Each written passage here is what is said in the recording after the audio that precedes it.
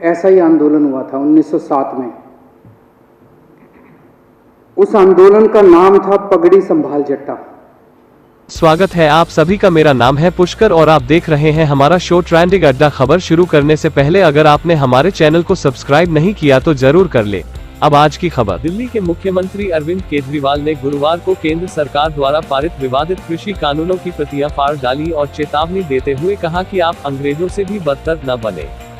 किसानों के विरोध प्रदर्शन पर चर्चा के लिए बुलाए गए दिल्ली विधानसभा के विशेष सत्र में कड़ी टिप्पणी करते हुए केजरीवाल ने केंद्र से यह भी पूछा कि कोरोना महामारी के दौरान इन कानूनों को पारित करने की जल्दी क्या थी। क्या कहा मुख्यमंत्री अरविंद केजरीवाल ने विधानसभा में, आप देख ले इस वीडियो में। केंद्र सरकार कह रही है कि किसानों को कानूनों का फायदा समझ नहीं आता।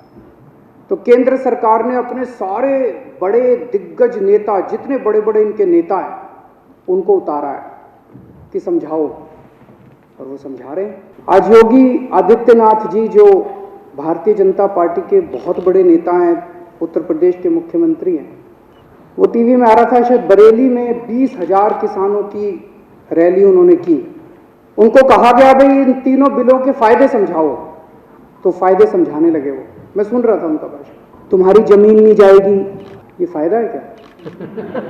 वो तो थी अभी तक, अब जाएगी नहीं, मतलब ये क्या फायदा है? तुम्हारी मंडी बंद नहीं होगी, ये फायदा है क्या?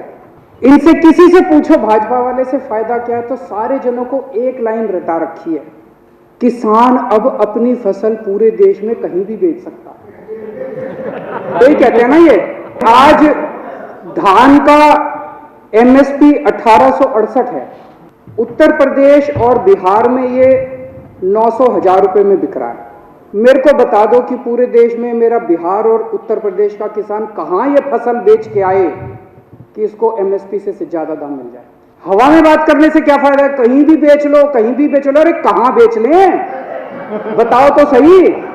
तो कहा जा रहा है कि किसानों को भ्रमित किया जा रहा है।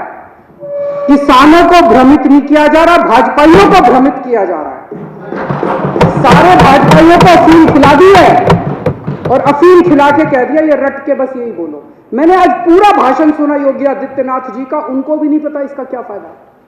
ये तीनों कानूनों को मैं सदन के सामने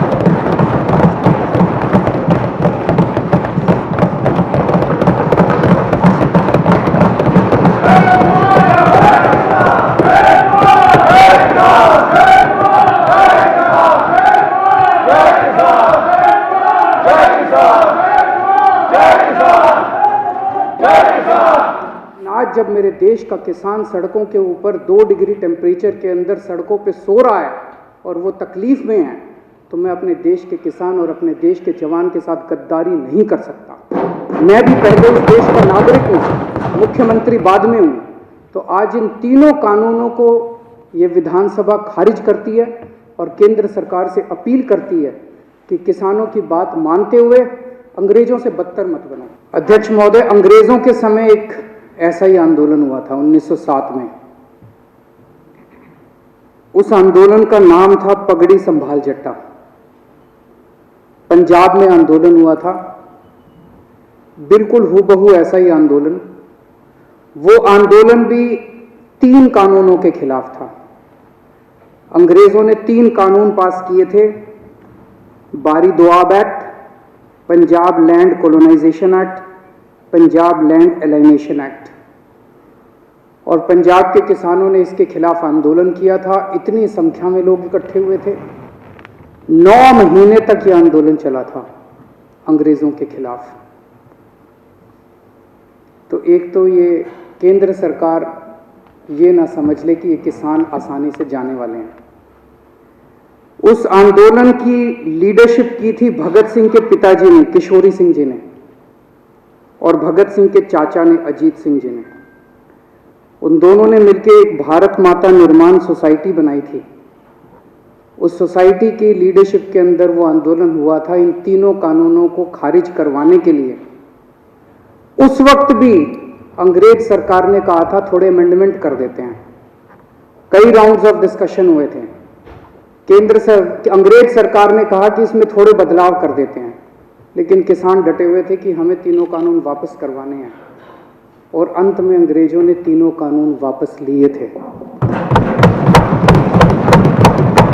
मैं सोच रहा था कि भगत सिंह ने क्या इसी बात के लिए कुर्बानी दी थी कि जब देश आजाद होगा तो अपनी सरकारों के खिलाफ भी इसी किस्म से आंदोलन करने पड़ेंगे। आजाद भारत के अंदर भी इतने लोगों को अपनी जान कुर्बान करनी पड़ेगी। आज कितने किसान हमारे सिंघू बॉर्डर के ऊपर सुप्रीम सैक्रिफाइस दे रहे हैं। एक एक किसान भगत सिंह बन के वहां पे बैठा हुआ। आज सुप्रीम कोर्ट में केस था, कल भी था। हमारे वकील ने सुप्रीम कोर्ट में खड़े होकर कहा कि किसानों की मांगे जायज हैं, किसानों की मांगे मानी जानी चाहिए। केस इसलिए था कि दिल्ली के बॉर्डर के ऊपर किसान बैठे हैं, इसलिए ट्रैफिक की दिक्कत हो रही है। हमारे वकील ने खड़े होकर कहा जी इसके लिए केंद्र सरकार जिम्मेदार है। आज अगर अभी केंद्र सरकार 1 घंटे में इनकी मांग मान ले, धरना उठ जाएगा। धरना क्यों नहीं उठ रहा? धरना इसलिए नहीं उठ रहा, केंद्र सरकार नहीं करने दे रही। तो केंद्र सरकार का वकील बोलता है कि ये दिल्ली सरकार का वकील तो किसानों का वकील बन के बना हुआ है। मैं केंद्र सरकार वाले को कहना चाहता हूं, तुम भी किसानों के वकील बनो, तुम भी किसानों का काम किसके लिए करो। किसान इस देश का निर्माता है, और अगर किसानों की वकालत नहीं करोगे तो किसकी वकालत करोगे? दलालों की वकालत करोगे। इससे पहले आम आदमी पार्टी के विधायकों ने भी कृषि कानूनों की प्रतियां फाड़ी। अरविंद केजरीवाल द्वारा शेयर किए गए वीडियो में दिख रहा है कि दिल्ली सरकार ने केंद्र के 3 कानूनों को सदन में रखा और आप के महेंद्र गोयल और सोमनाथ भारती ने भी कृषि कानूनों की प्रतियों को 2 टुकड़ों में फाड़ दिया। अगर हमारा वीडियो पसंद आ रहा तो हमारे चैनल को सब्सक्राइब करें और बेल आइकन दबाना ना भूलें। हमारा वीडियो देखने के लिए आप सभी का धन्यवाद।